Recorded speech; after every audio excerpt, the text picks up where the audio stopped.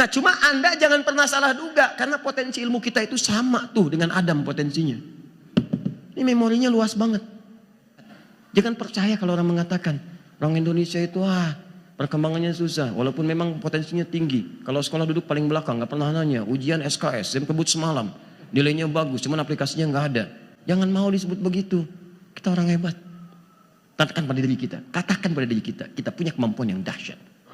Jadi kalau Anda ingin menggali potensi sampai mendapatkan apa yang diharapkan tadi, apa yang dijanjikan, jangan cukupkan pada kebanggaan. Pulang dari pengajian cuma bikin status, ternyata saya pintar ya. Nah sekarang Adam karena manusia maka punya sifat-sifat kemanusiaan. Di antara sifatnya adalah wafat, meninggal. Tidak ada yang abadi. Makan, minum, tidur, meninggal. Ya. Nah sekarang kita anak cucu Adam. Jadi semua yang kita berketurunan itu semua keturunan Adam. Gak ada manusia tinggal di bumi kecuali keturunan Adam. Maka disebut dengan Bani Adam. Bani Adam.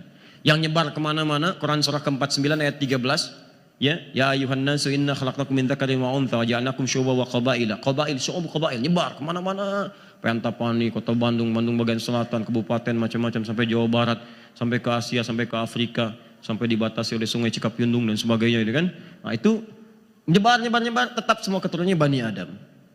Bani Adam menunjuk pada asal mula keturunan. Semua akan kembali nasabnya ke Adam alaihissalam. Jangan pernah mau kalau ada yang mengatakan manusia berasal dari monyet. Jangan percaya. Jangan percaya. Charles Darwin mengatakan demikian. Anda jawab, kalau Anda berasal dari monyet silahkan saja, cuma jangan ngajak-ngajak saya. Kita manusia. Dan ingat, karena kita manusia, keturunan Adam disebut Bani Adam 7 kali disebutkan dalam Al-Quran. Berarti kita pun memiliki sifat-sifat kemanusiaan sama seperti Adam yang diberikan oleh Allah. Apa sifat kemanusiaan itu? Seperti tadi Adam makan minum, kita makan minum. Adam wafat, kita wafat. Tapi jangan lupa, Adam diberikan bekal pengetahuan, kita pun diberikan bekal pengetahuan. Di ketika Allah mengatakan manusia pertama Adam, saya berikan memori yang sangat luas, bekal ilmu yang luar biasa. Maka semua anak cucu Adam pun menyanding namanya Bani Adam. Mereka pun mendapatkan kesempatan dan peluang yang sama. Bekalnya diberikan. Cuman bedanya karena Adam Nabi memiliki sifat kenabian. Kita bukan Nabi, tidak memiliki fitrah kenabian. Sifat kenabian itu mendapatkan pengajaran langsung dari Allah. Nabi Muhammad gak punya guru, gak pernah sekolah. Apalagi belajar seperti kita sekarang dengan sistem yang formal. Tidak. Tapi Nabi mendapatkan pengajaran langsung dari Allah. Karena Nabi. Musa Nabi diajarkan langsung. Isa Yesus Nabi diajarkan langsung. Yang mengajarkan Tuhan. Allah. Muhammad SAW Nabi diajarkan langsung. Kita bukan Nabi. Apalagi Rasul. Karena kita manusia biasa. Maka kita tidak diajarkan langsung. Kita punya bekalnya berupa potensi. Karena itu kalau ingin potensi dikeluarkan, maka Anda mesti belajar. Turunlah dari Al-Quran ayat-ayat yang mendorong kita untuk belajar. Bagaimana menghadirkan potensi pengetahuan itu untuk tampil dalam bentuk keilmuan, kemudian berkreasi dari situ semua menghadirkan kemajuan dalam kehidupan. Poinnya itu. Nah cuma Anda jangan pernah salah duga, karena potensi ilmu kita itu sama tuh dengan Adam potensinya. Ini memorinya luas banget. Ingat baik-baik ya, jangan percaya. Kalau ada yang mengatakan manusia itu bodoh, jangan percaya. Cuman lagu yang dibuat manusia bodoh. Gak ada. Demi Allah saya katakan, gak ada. Ini manusia homo sapien. Ini homo mojocrotensis. Ini homo antapanisis. Misalnya kan, jangan mau. Gak ada, ini kemajuannya sekian. Gak ada, bekal kita namanya manusia. Itu kita makhluk cerdas. Yang meneliti itu siapa coba? Ayat ini dan turunannya diteliti itu oleh orang non-muslim. University of California. Tuh California. Lampu merah sonoan dikit tuh. Naik pesawat. Rasul. Diteliti sama mereka. Ini penting betul nih. Begitu diteliti ditemukan. Wah memori otak manusia. Yang paling standar saja. Kekuatan memorinya 100 juta gigabyte. 100 juta gigabytes. Berapa tera tuh? 100 juta gigabytes. Jangankan 100 juta, 1 giga aja. Berapa banyak bisa menampung informasi? kitab-kitab buku-buku yang paling banyak, kumpulkan, nampung 1 giga. Masjid ini nggak akan cukup, baru 1 giga. Sekarang di memori kita di sini 100 juta. 100 juta tuh. Kalau Anda mau keluarkan semua benda yang telah Anda hafalkan, dari mulai tumbuh sampai dengan sekarang, tuliskan tuh, nggak akan cukup tuh buku-buku itu bisa menampung. Tuliskan. Nama-nama kan banyak, nama binatang aja. Keluarkan tuh, banyak di kepala kita tuh. Silakan sebutkan, ada singa, ada gajah, ada macam-macam. Tumbuhan, nama buah aja ada berapa? Sebutkan nama buah yang dari awalan N. Tuh. Nanas, apalagi? Nangka, nukuh, rambutan.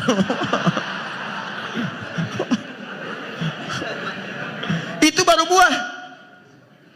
Belum yang lain. Kalau cuma ngapalin rumus-rumus matematika, rumus-rumus fisika, rumus-rumus kimia, gampang. Nggak susah.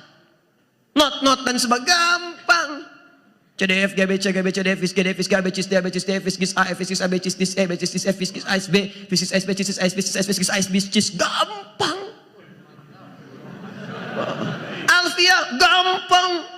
Kalau munalab tunuk fidun kastakibal suwa filun thumma harfunil kalim wahidu kalimatun wal qawlu amma kalimatun biya kalamun qad yu'ambil jari wa tadwin dewa al mustadinis bitamidun hasal bitawa atat wa yaf'ali wa nurik badana fi'lun yanjali gampang. Tajwid gampang. Atajidul lughatan nitsyan bil jaidi wastilahan muraqabi hakum mustaqim sifati waludin wa ghairi dzalika katarki fi nahwihima ma ghayatu mutajid ghayatu bil gunihati fi tanal qur'an al mutawakkim al hadath an nabawiyyah afsahiyah wa qila ghayatu saunul lisanil khata'i fi kitabillah ta'ala. Gampang. Arud gampang. 16 bahar tawilun lahudun al-buhuli fadailu fa'ulun mafailu kifanab kimintuk habibin wa manzili bisaqil wa banadakhuli fahumali rajas mustafilun sauti safilil bulbuli hayaja qalbi thamili al-ma'u wa zahuma ma zahrilah dhuqali fa anta yasali dali wa sayyidi mawlani fa kam taymuni qaybun qataftu madatin fil hadzal rajuli fa qala la faqad ghana muharwili wal walad wali wa ilali fa qultu la tuwali fa wainul ali qala tauhina kadha in hadhil muqali kahatan kakali tabtabuli gampang. Apa yang susah? Gampang. Fisika, ayo apa babnya? Gaya F1 sama dengan F2, gaya gerak sama dengan gaya dorong, berikan sedikit, keluarnya sedikit, pukul kencang, keluar kencang. Gaya F berbanding lurus dengan P, hukum Pascalnya. Ya, gaya berbanding lurus dengan tekanan, semakin banyak gaya, semakin tertekan. Wah, gampang. Kimia, gampang. H2SO4, asam sulfat, H2O itu air, Fe itu verum, ya, sama dengan apa? Verum sama dengan besi. Nomor atomnya 26, isotopnya ada 4, 55, 56, 57, 58. Yang paling stabil 57, gampang. Apa yang susah? Nama istri, gampang. Satu. Gampang. Memori kita itu banyak. Jangan percaya kalau ada yang mengatakan kita terlambat. Jangan yakin kalau ada yang mengatakan ada anak yang bodoh. Nggak ada murid yang bodoh. Yang ada guru yang kurang kreatif mengajar. Catat kalimat itu.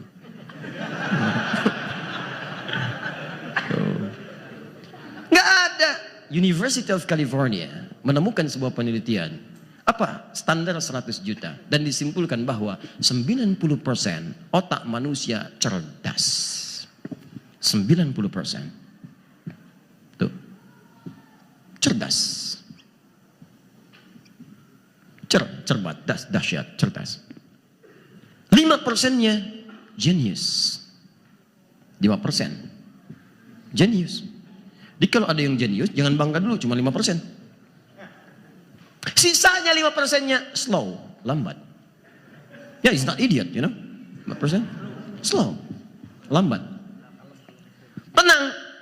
Jadi pergerakannya itu nggak kelihatan cepat. Tapi bukan berarti dia nggak bisa cepat. Pindahkan dari yang lambat ke jenius. Di Anda ditugaskan, ayo alihkan. Nggak ada yang bodoh. Kalau dia lambat, lihat faktornya apa yang membuat dia lambat. Alihkan kepada yang jenius, atau minimal pindahkan yang ke 90% yang cerdas.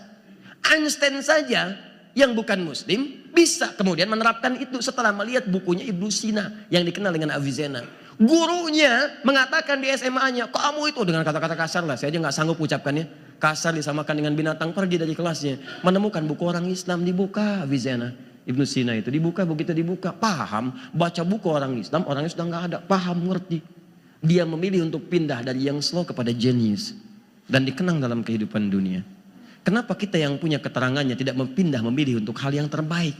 Gak ada yang lambat. Jangan percaya kalau orang mengatakan orang Indonesia itu perkembangannya susah, walaupun memang potensinya tinggi. Kalau sekolah duduk paling belakang, nggak pernah nanya. Ujian SKS, saya kebut semalam, nilainya bagus, cuman aplikasinya nggak ada.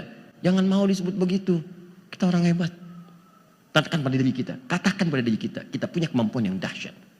Nah, hanya persoalannya, bagaimana kemudian mengolah potensi pengetahuan ini menghasilkan kemajuan yang diharapkan. Maka disebutkanlah cara belajarnya begini. Nih turun ayatnya. Jadi kalau ilmu itu mau diolah, Quran itu indah sekali. Nggak menyebutkan teori, tapi dijelaskan detailnya. Jadi kalau Anda ingin menggali potensi, sampai mendapatkan apa yang diharapkan tadi, apa yang dijanjikan, jangan cukupkan pada kebanggaan. Pulang dari pengajian cuma bikin status, ternyata saya pintar ya. Tidak memberikan solusi. Kepintaran itu diteruskan, bagaimana cara menggalinya? Tidak disebut Anda pintar berkemajuan kecuali mengamalkan apa yang disebutkan di ayat ini. Satu, saya cepat. Quran surah 9 ayat 122. Wa ma kana al-mu'minuna liyanfiru kaffah. Pakai iman. Lihat baik-baik. Kalau ada ayat dibuka dengan kalimat iman, maka informasinya bukan sekedar menumbuhkan sebuah informasi, kabar, tapi juga mempertaruhkan tingkat keimanan kita di hadapan Allah. Ingat baik-baik. Kalimat salat pertama dibuka dengan iman. Alladzina yu'minuna bil ghaib wa yuqimunas shalah. Artinya salat itu juga menjadi indikator tingkat keimanan. Kalau semangat salat, iman kuat. Malah salat, iman rendah. Sekarang ayat pengetahuan dibuka dengan kata iman, bahkan menggunakan bentuk isim maf'ul menunjuk kepada benda yang benda itu tetap. Tetap itu artinya stabil. Kalau imannya stabil, kuat. Nah, maka cirinya diantaranya, apa cirinya? Falaula nafara min kulli firqatin minhum ta'ifa liyatafaqahu fiddin. Sifat pertama, jika Anda ingin mengeksplorasi bekal pengetahuan ini, maka sifat belajarnya mesti tafaqquh dari kata fiqih. Fikih itu artinya paham, mengerti. Kalau pakai tak di depannya, tak menunjukkan aspek kesungguhan, keseriusan. Kalau tasydid sebelum kalimat akhir di ilmu lughah di antara maknanya menumbuhkan motivasi 2 kali lipat, syiddah, karena itu tidak mudah untuk ditempuh. Maka cara pertama, kalau Anda ingin membangkitkan bekal ilmu untuk meraih kemajuan dalam kehidupan, maka dimanapun Anda yang belajar, apapun yang dipelajari, maka pertama pastikan Anda belajar untuk mendapatkan pemahaman, bukan hanya transfer informasi. Cek lagi gurunya. Dulu orang tua masih begitu, pulang dari sekolah ditanya lagi, paham gak materinya? Dicek, dipraktekkan, dilihat. Jadi Anda mau belajar dimanapun silahkan, mau ke ITB, ke Unpad, ke Unpas, ya, ke IAIN dan seterusnya, sepanjang diniatkan belajar untuk mendekatkan diri kepada Allah. Apa yang dilakukan? Jangan cuma datang untuk ngejar IPK, ngejar target, ngejar ini. Anda paham nggak dengan yang dipelajari? Sekarang banyak orang pintar nggak paham mengamalkan kepintarannya. Hebat statusnya ahli hukum, gelarnya tinggi, tapi dihukum juga. Kurang apa? Kurang paham dengan apa yang ia telah pelajari. Itu persoalannya. Banyak ahli ekonomi, banyak ekonom, tapi itunya tidak digunakan untuk membangkitkan kemajuan di bangsa kita sendiri. Dipakai kalian di tempat lain, kenapa nggak balik ke bangsa? Kenapa nggak dipakai? Lihat, kadang-kadang ada faktor yang lain juga, tapi diantaranya adalah kembalikan ke sini. Coba. Betapa banyak anak-anak sekarang belajar. Demi Allah saya katakan ya, kita melihatlah teman-teman, kita harus berubah. Banyak orang yang cuma sekolah itu numpang formalitas saja. Penting lulus, penting ini, penting begitu. Silahkan cek termasuk yang keluar ke Timur Tengah, ke Mesir, ke Madinah, ke Ummul Qura, ke Libya, ke Tunis dan sebagainya. Berapa persen mahasiswa kita yang belajar untuk mendapatkan pemahaman? Dibandingkan hanya sekedar mengejar ijazah untuk pulang. Ya, yang paling ajaib itu belajar ke Arab, pulang-pulang paling pandai bahasa Jawa. Orang Bandung belajar ke Ummul Qura, ke Madinah, pulang-pulang pakar di bidang bahasa Jawa lancar, bahasa Arab enggak. Belajar ke Libya, pulang-pulang, Masya Allah, bahasa Palembang, bahasa Padang lancar. Ya, bahasa Arabnya berantakan. Apa yang salah? Nah, ini bagian pertama. Jadi saya ingatkan juga ya, Anda yang di ITB, yang di Unpad, ya, yang di Unpas, yang macam-macam sekitaran Bandung, atau juga keluar dari sini, ya Undip, Universitas Diponegoro, ya. Unpad, Universitas Pangeran Diponegoro, Pajajaran, ya, dan yang lainnya. Nah, coba biasakan, pahami. Kalau belajar pahami. Kalau belajar matematika, ya, sampai Anda ngerti bikin rumusan, cara cepat dan sebagainya, sampai paham. Utak-atik, ya. Fisika juga demikian, kimia demikian, yang lainnya sampai paham. Ini sifat pembelajar yang baik. Pemahaman itu dipakai dalam aplikasi keseharian. Kalau Anda insinyur, bangun. Kalau Anda paham caranya, ini getarannya sekian, terjangan angin sekian, kekuatannya sekian. Kalau ada gempa sekian, sekian, sekian bisa diukur. Oh, kalkulasinya demikian, demikian, demikian. Strukturnya harus seperti ini. Naiknya begini, pakai baja ringan, pakai ini, pakai genteng ini. Jadi bangunan kokoh. Jangan kalah sama Firaun. Firaun cari orang-orang paham, suruh bangun. Haman bikinin istana. Saya pengen neropong Tuhan, sama Tuhan pengen lihat. Enak aja. Pengen lihat Tuhannya Musa. Ya, tapi yang paling menarik, direndahkan adalah derajatnya. Tapi ketika dia membangun dengan orang-orang pakar di bidangnya, jadi piramid sampai dengan sekarang. Silahkan kembalikan teman-teman. Termasuk juga yang agama. Jangan cukupkan dengan belajar tahu. Ini banyak penyakitnya nih. Orang belajar agama cuma tahu. Karena tidak paham ketika diamalkan tidak datang kekhusyuan. Coba saya mau tanya pada anda ini sholat sampai dengan sekarang. Ribuan kali ruku dan sujud. Ribuan kali. Anda paham nggak apa yang dibaca? Jangan-jangan bacaannya bagus, fasih, tajwidnya benar. Ruku, sujud sempurna. Cuman pertanyaannya paham nggak yang dibaca? Jangan-jangan selama ini ruku nggak ngerti yang dibaca, sujud nggak paham. Apa yang diungkapkan nggak ngerti, bagaimana bisa khusyuk? Minta permintaan tapi nggak ngerti yang diminta. Rabbighfirli warhamni wajburni warfani warzukni. Ya Allah minta rezeki warzukni. 4 kali minta sholat isya. Bis isya minta lagi. Ya Allah berikan aku rezeki. Yang tadi apa dalam sholat? Yang tadi warzukni.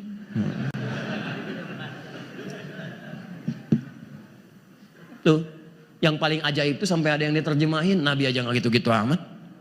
Allahu Akbar. Allah Maha Besar. Oh. Jadilah kemudian beragam. Yang Sunda, Allah Anu Agung. Betawi, Tuhan gua gede. Ya. Jadilah kemudian sifat-sifat yang tidak dibenarkan. 1, pelajari sampai paham. 2, saya cepat. Ini saya akhiri. Quran surah 58 ayat 11. Tahan. Ini kita mau berakhir. 7 menit ke depan kita selesai. Pas kemudian sampai jam 9. Perhatikan baik-baik. Teman-teman fokus baik-baik. Lihat sini. Semua pemahaman ini ukurannya benar menurut Allah dengan ukuran Quran surah 58 ayat 11. Ya ayyuhalladzina amanu idza qila lakum tafassahu fil majalis dan seterusnya. Perhatikan sampai kalimat yarfa'illahu alladzina amanu minkum walladzina utul ilma darajat. 1, ada 3 kalimat di sini. 1 majalis, jamak dari kata majlis, dari kata jalasa. Jalasa asalnya bukan duduk tapi berpindah dari yang rendah kepada yang tinggi. Kalau perpindahan dari yang tinggi ke rendah disebut qa'ada. Makanya duduk ada 2 sifat dalam bahasa Arab. Qa'ada yaqudu qu'udan, orangnya qa'id, tempatnya maq'ad, pindah dari yang tinggi ke rendah. Kalau anda berdiri kemudian duduk disebut dengan qa'ada, tafaddal uqud. Quran mengatakan salat gak bisa berdiri, duduk. Qiyaman wa qu'udan, gak ada julusan. Anda di karpet saya minta pindah ke kursi, pindah ke yang tinggi, maka disebut dengan jalasa, tafaddal ijlis. Tempat disebut dengan majlis. Tempat belajar, kenapa disebut majlis? Seakan-akan Allah ingin mengatakan, jangan pernah anda datang ke tempat-tempat ilmu yang tidak mengangkat derajat anda ke tempat yang lebih tinggi. Makanya disebut majlis ilmu, majlis ulama. Kenapa disebut majlis? Pilih pengajian, jangan harus semua dihadiri. Lihat sifat-sifatnya, kalau dia bisa mengangkat derajat anda lebih tinggi dari sebelumnya, maka datangi, pelajari, datangi, tanyakan, ambil ilmunya. Majlis namanya, jamaahnya disebut dengan majalis. Membuat anda lebih maju. Apa yang terangkat? 2. 1 iman, 2 ilmu. Yarfa'illahu alladzina amanu minkum walladzina utul ilma darajat. Yang paling menarik, kalau orang datang ke tempat belajar, dapat ilmu, wajar. Belajar, dapat ilmu, terangkat. Beda status antara datang dengan pulang lain. Anda datang ke sini, pulang dari sini dapat pengetahuan. Itu majlis yang benar. Tapi pengetahuan itu bukan sekedar pengetahuan biasa. Karena dilandasi oleh iman. Iman itu yang membawa ilmu, membimbing untuk dekat kepada Allah. Ini yang disebutkan sifat kemajuan itu tidak ada nilai di sisi Allah kalau kemajuan dimaksud tidak mendekatkan diri anda dengan Allah Subhanahu wa ta'ala. Maka anda yang belajar teknik sipil, jadi insinyur misalnya, anda bangun jembatan, anda bangun bangunan dan sebagainya. Pertanyaan saya, ilmu yang anda praktekkan itu, yang luas, utul ilma, ketika anda membangun semua itu, apakah pernah diniatkan untuk mendekat kepada Allah? Kalau enggak, rugi anda. Gak ada beda antara orang gak beriman dengan anda yang sudah beriman. Rugi, kenapa? Karena hadis mengatakan, di hadis Muslim, Man dalla ala khairin falahu ajruhu mithla ajri fa'ili min ghairi an yankusa min syai'. Siapa yang memfasilitasi bahkan menunjukkan pada kebaikan, diamalkan kebaikan itu dia mendapatkan pahala yang sama dengan yang mengerjakan. Bayangkan, ada orang belajar lulus di ITB, teknik sipil, bangun dia, bangun jalan, bangun macam-macam. Jalan itu dipakai oleh jemaah yang mau sholat ke pengajian. Sholat, ngaji, baca Quran. Kalau diniatkan karena Allah bangun jalan itu, berapa banyak pahala dia kumpulkan dari setiap orang yang lewat situ. Tanpa dikurangi sedikit pun. Berapa banyak orang lewat jalan untuk menunaikan ibadah umrah. Dia yang bangun jalannya. Berapa banyak orang yang bikin pipa jadi keran wudhu diniatkan karena Allah. Kalau cuma cari dunia, jangankan Anda yang belum beriman pun bisa. Anda bedanya apa? Kalau Anda pengen maju di hadapan Allah, berkemajuan di hadapan Allah, jangan cuma bangun dalam urusan dunia. Firaun pun bisa. Namrud hebat. Apa bedanya Anda dengan Firaun? Apa bedanya Anda dengan Namrud? Harus ada perbedaan. Rugi. Bikin sendal, bikin handphone yang bisa menampung aplikasi Quran dan sebagainya. Pernah nggak diniatkan karena Allah? Bikin baju, itu kan ilmunya banyak. Ada ahli kimia, ada yang lainnya. Pernah nggak? Makanya ketika Allah menyebutkan cabang ilmu dalam Al-Quran, selalu disatukan tujuan utamanya untuk mendekat kepada Allah. Ada ilmu syariat, agama, ada ilmu umum. Tapi dua tujuannya untuk mendekat kepada Allah. Ilmu umum misalnya, ya buka Quran surah kedua, ayat 164, paling kanan sebelah atas. Inna fi khalqis samawati wal ardi wa ikhtilafil laili wan nahar. Bukan. Wal fulki lati tajri fil bahri bima yanfa'un nas. Hei, silakan amati langit dan bumi. Cari peluang untuk belajar pengetahuan. Amati itu kapal-kapal yang ada di lautan. Zaman Nabi, pernah nggak Nabi keluar lihat kapal? Lihat kapal di lautan bagaimana bisa mengapung, mengambang. Perhatikan. Diamati Archimedes sampai masuk ke kolam, naik turun. Dianalisis bagaimana bisa mengambang. Muncullah kemudian hukum Archimedes. Ketika mengambang seperti ini. Dipelajari betul. Bikin. Tapi apakah ketika jadi semua itu untuk dibuat mendekatkan diri kepada Allah? Untuk berzikir kepada Allah? Langit amati. Ya. Wa anzala minas sama'i ma'a, amati langit, amati kadar hujan, bikin macam-macam dan seterusnya. Amati jadi cabang ilmu. Langit jadi astronomi, ngamati hujan jadi meteorologi dan sebagainya. Terus turun. Amati bumi, ardi, amati. Ayo, muncul geologi. Ada geofisis, muncul. Pekerjaan turunannya banyak. Ada yang ke Pertamina, jurusannya perkembangan perminyakan. Ada yang ke analisis data, muncul Amerika bikin, kemudian Halliburton, Prancis bikin Schlumberger. Ya, ayo ada banyak pekerjaan dunia, ada ilmu bisa diamalkan. Coba pertanyaan saya, pernah nggak ada yang menerapkan ilmu itu untuk mendekat kepada Allah? Karena kalimat inna fi khalqis samawati wal ardi diikat dengan hukum besar di Quran surah ketiga Ali Imran ayat 190 sampai 191. Walaupun ilmu Anda umum ataupun agama, tapi tujuan besarnya inna fi khalqis samawati wal ard wa ikhtilafil laili wan nahari la ayatin li ulil albab. Siapa ulul albab? Alladzina yadhkurunallaha qiyaman wa qu'udan wa 'ala junubihim.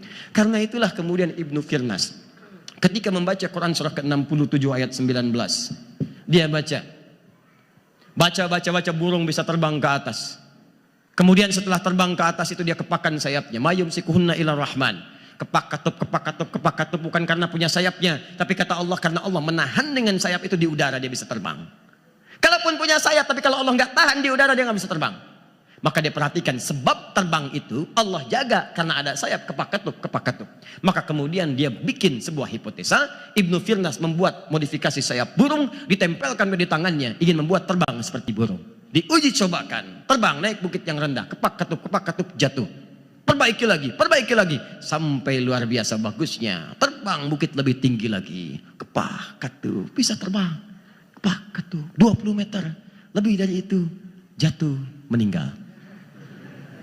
Tapi bukan karena meninggalnya, karena itu ajal. Karena dia meninggal, mewariskan pengetahuan. Dasar utama nanti untuk prototipe pesawat terbang yang dikembangkan oleh Wright bersaudara.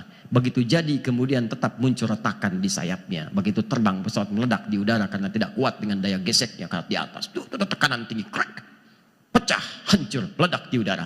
Jadi solusi ditemukan bukan oleh orang Arab, bukan Amerika, bukan juga oleh orang Afrika ataupun Eropa. Seorang anak yang dididik oleh bapak ibunya di Pare. Seperti pendidikan Imam An-Nawawi. Sehingga anak ini punya sifat seperti Imam An-Nawawi, senang dengan pengetahuan. Susah diajak main. Masuk, keluar lewat pintu depan, bisa balik lewat pintu belakang. Dipaksa main pintu depan, bisa naik lewat jendela. Imam An-Nawawi dipaksa main, bisa nangis. Kesenangannya pengetahuan. Begitu di luar bawa buku, anak ini pun sama. Dipaksa bermain keluar, balik-balik lewat jendela, baca lagi, baca lagi, baca lagi. Namanya Baharudin Yusuf Habibi. Kuliah di Jerman, mengembang, tapi keislamannya tetap di bawah. Sampai pernah memimpin sholat Isya, dalam keadaan itu ayahnya meninggal dunia. Menuliskan kemudian kenangan-kenangannya, di antara yang paling hebat, menganalisis tentang bagaimana ketahanan sayap pesawat saat di udara. Maka beliau dihitung sampai sempurna hitungannya dengan izin Allah, maka jadilah kemudian pesawat itu terbang stabil di udara. Maka dikenallah beliau dengan Mr. Crack. Mr. Crack. Ya, Tuan yang bisa menganalisis tentang solusi keretakan pesawat terbang di udara. Sampai sekarang tercatat berkat namanya. Tapi kebanggaannya saat ini ketika bisa mendekat kepada Allah Subhanahu wa taala. Zikirnya, salatnya, bacaan Qur'annya dan sebagainya. Tulisan-tulisannya, kenangannya tentang tulisannya, Habibie Ainun dituliskan dan sebagainya, dan seterusnya. Itu bekal paling utamanya. Jangan pernah dibanggakan kalau hanya sekedar capaian untuk pengetahuan, tapi bagaimana bekal itu menjadikan kita dekat dengan Allah. Itu poin utamanya. Banyak nanti, ada Ibnu Sina, ada Jabir bin Hayyan dan sebagainya. Kita teruskan untuk praktekkan di masa kita kekinian. Jadi orang dulu baca Quran, keluar pengetahuan. Orang sekarang baca Quran keluar rasa kantuk. Tuh. Antuk gitu kan. Dulu pernah ada Pak, seorang soleh tuh. Ya, di Pasar Rebo orangnya soleh, kakek luar biasa. Saking dekatnya dengan Allah. Dia belajar tuh ringas-ringan, datang pengajian kecil-kecil, tapi dibangun keimanan. Saking dekatnya, ini luar biasa. Tiba-tiba datang orang dari Timur Tengah ke tempat itu. Dia katakan saya pengen bangun masjid di sini, pengen bangun masjid di sini. Kok bisa itu orang cuman ke situ di sini dan Anda yang jaga? Siapa yang ngutus orang itu? Begitu sudah jadi, beliau jaga amanahnya dengan baik. Rawat, adzan, bukain, ngimamin di situ. Sampai indah kepulangannya kepada Allah. Hari Jumat terakhir di bulan Ramadan. Menjelang maghrib. Setelah siap-siap pada asar menunggu maghrib.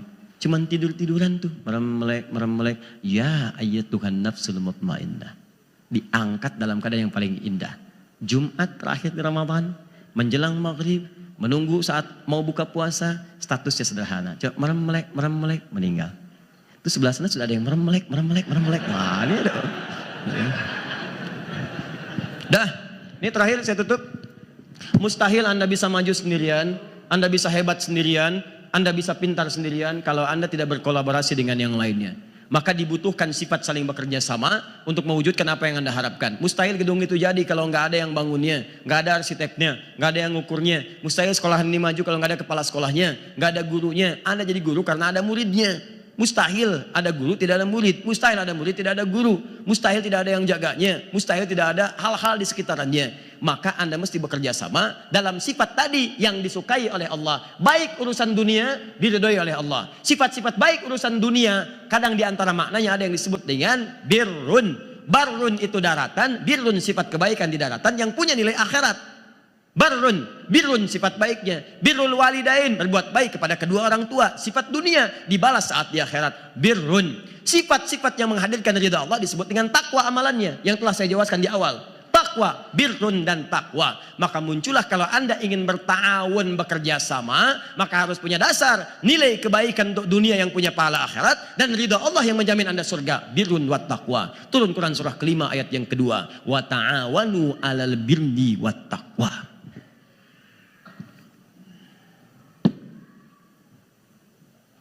Ya, ta'awanu mustahil. Sehebat Dzulkarnain pun buka Quran surah ke-18 ayat ke-95. Dzulkarnain orang hebat, kekuasaannya tinggi, membentang timur dan barat, tapi ketika akan menutup dan menghukum, membuat sebuah tempat khusus mengurung Ya'juj dan Ma'juj, apa kata beliau? Lihat kalimatnya, fa'inuni. Ayo bertahun dengan saya. Masyarakat ayo siapkan. Ayo panaskan ini, panaskan itu, kita siapkan. Kamu yang angkat ini, kamu yang kerjakan ini. Saya nggak bisa kerjakan sendirian, kata Dzulkarnain. Padahal orang hebat, kuasa tinggi, timur sampai barat kekuasaannya. Tapi apa kalimatnya? Fa'inuni, ayo kita ta'awun dengan saya. Jadi kalau Anda ingin mengharapkan berkemajuan dengan spirit ta'awun, maka sifat-sifat tadi mesti kita bawa dalam kehidupan. Mulai sekarang jadilah muslim yang baik. Jangan tinggi-tinggi dulu lah, perbaiki sholat. Mulai menghafal Quran dengan baik. Bangun hubungan baik dengan Allah. Bangun hubungan baik dengan sesama. Setelah itu, mari kita praktekkan nilai-nilai tadi yang telah disebutkan. Belajar dengan baik, sampai paham, terlebih masalah agama. Kalau sudah paham, semua enak disikapi dengan bijak. Ya, ini bagaimana mau maju? Masalah kunut aja bisa bubar. Masjidnya kosong. Bagaimana mau membangun kemajuan kalau masjidnya nggak terisi? Ini satu kunut, yang lain bubar. Yang satu nggak kunut, yang lain jadi makmum. Kan ada repot. Cuman gara-gara bismillah, satu sir, satu jahar, rame gitu. Padahal Nabi aja pakai 4 cara. Hadisnya 70. Kadang jahar, kadang sir, kadang nggak dibaca, kadang baca pertama, selanjutnya tidak. Kenapa gara-gara basmalah kemudian jadi bubar? Sahabat Nabi malah kompak, kenapa kita yang bukan sahabat bubar? Hah? Bismillah, kalau pengen jahar nggak apa-apa seperti Imam Syafi'i dipilih Bismillahirrahmanirrahim. Kalau sir seperti Imam Ahmad, Bismillahirrahmanirrahim. Alhamdulillahirabbil alamin. Kalau udah sir nggak usah ditempelin di mic. Bismillahirrahmanirrahim. Itu jahar namanya. Sir itu silent, yang tahu cuma Anda. Jangan diumumin. Saya sir ya, Bismillahirrahmanirrahim. Itu jahar.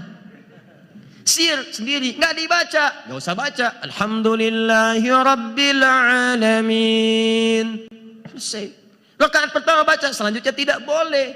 Bismillahirrahmanirrahim. Selanjutnya rakaat kedua misal, ya langsung Alhamdulillahirabbil alamin. Boleh. Hadisnya 70. Pilih salah satu karena nggak mungkin dibaca keempat-empatnya. Saya imam berkemajuan. Pengikut sunnah Nabi yang paling setia. Saya baca keempat-empatnya. Masya Allah. Bismillahirrahmanirrahim. Bismillahirrahmanirrahim. Tidak dibaca sama sekali. Nggak bisa. Sudah pilih salah satu. Nah, kalau sudah begitu kita paham dalilnya ada, enak. Oh, kalau pilih ini berarti hadisnya ini, kerjakan ini. Jadi nggak ada yang lain. Ini sholat belakang. Bismillahirrahmanirrahim. Alhamdulillahirabbil alamin. Muhammadiyah. Bismillahirrahmanirrahim. NU. Gimana? Repot, zaman Nabi nggak ada itu. Saya pernah tugas di Mekah tahun 2010. Terima jemaah haji pertama. Ngimamin saya Sudes Isya waktu itu. Di Saudi kan mazhabnya Hambali sampai sekarang. Bismillahnya sir. Bismillahirrahmanirrahim. Alhamdulillahirabbil alamin. Arrahmanirrahim. Apa komentar pertama jemaah kita? Iki imamnya Muhammadiyah ya. Muhammadiyah. Luar biasa. Muhammadiyah cabang Masjidil Haram.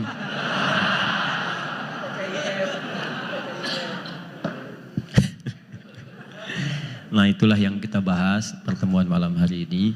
Saya kira sedikit itu lebih baik dibandingkan banyak, tapi hanya menjadi informasi yang barangkali tidak mudah untuk mengamalkan. Di kesimpulannya, jadilah muslim yang utuh, muslim yang kafah. Kemudian, jangan sekedar kita menghadirkan ketaatan secara pribadi, tapi harus punya sumbangsi untuk nilai-nilai sekitaran kita yang mendekatkan diri kepada Allah. Maka jadi muslim yang berkemajuan, orientasi terdekatnya bangun bangsa kita. Ayo jadi yang paling hebat, yang arsitek, ayo bangun negeri kita lebih baik. Yang masuk ke jurusan ekonomi, bangkitkan ekonomi bangsa kita supaya stabil, tinggi. Kalau bisa kalahin tuh dolar, malu. Satu, masa lawannya 15.000. Satu 15.000 tuh. Mau beli apa? Tempe berapa? $1. Oh, $1. Kenapa? Karena malu 15.000. Orang luar tuh 1 banding 1, 1, 2. Kita 15.000. Turunin tuh, tekan terus, tekan. Kalau bisa 1 banding 1. Ya, ayo. 1 tambah 1. Berapa? Gitu kan? Teruskan. Turunkan. Kalau perlu nilai kita lebih hebat dibandingkan yang lain. Bangkit. Ilmu, pelajari. Tambahkan. Insya Allah kalau sudah seperti itu, maka inspirasi bangsa ini akan memberikan suasana yang cerah pada nilai-nilai kehidupan, tapi niatkan semua karena Allah Subhanahu wa Ta'ala. Siap insya Allah? Jangan takut kalau kita mempraktekkan agama, apalagi demi membangun bangsa, itu dijamin oleh undang-undang.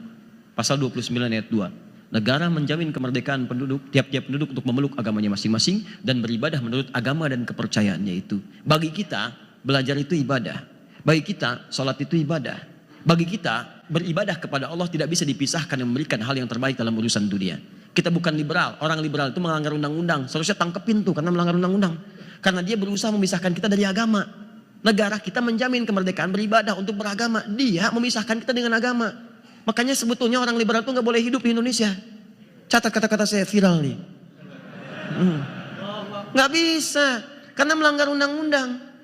Nggak boleh sebetulnya. Nah kita ini kadang-kadang sedang diracuni pikiran pada hal-hal yang tidak baik. Nggak tepat gitu. Kembalikan kepada tatanan yang benar. Itu undang-undang sudah bagus, Pancasila sudah bagus. Dan sesuai dengan nilai-nilai pengamalan kita, konsep amalnya sesuai agama masing-masing. Jadi kalau kita mengerjakan sholat, itu adalah syariat kita. Kalau kita puasa, tuntunan kita, kita hormati agama lain. Jangan kita paksa la ikraha fiddin. Cuman tampilkan dakwah yang lembut dan baik sebagai tampilan dari akhlak yang islami. Cuma kalau ada orang menyoal tentang cara kita sholat, cara kita ibadah itu melanggar undang-undang. Makanya ketika ada orang kemudian melanggar jilbab, ada orang menyoal celana, menyoal jenggot, maka itu harus dibatalkan demi hukum. Batallah demi hukum. Jelas? Karena melanggar ketentuan undang-undang gak bisa kalau disoal selesai gitu. Halo, kenapa jadi seperti ini? Tegang. Tenang saja, kalimat itu dijamin oleh undang-undang, itu kan? Baik. Siap teman-teman sekalian? Ya, kita jadi lebih baik. Insya Allah jadi muslim yang mulia dan cintai bangsa kita karena kita hidup di sini, tinggal di sini dengan cara menunaikan tuntunan agama kita untuk melahirkan hamba-hamba yang taat dalam pandangan Allah Subhanahu wa taala. Jadi kalau ada orang mengatakan saya cinta Pancasila NKRI tapi menyoal orang yang ibadah apalagi umat Islam, dia tidak mengerti sejarah. Karena tidak mungkin ada muslim Indonesia mengkhianati tanah tumpah darahnya. Saham kita tinggi di negeri ini, maka mustahil kita kemudian tidak mencintai negeri ini. Kalau ada orang yang paling cinta di negeri ini, maka orang pertama itu pasti adalah orang Islam. Muslim yang benar akan mencintai bangsanya dan melakukan itu karena Allah Subhanahu wa taala.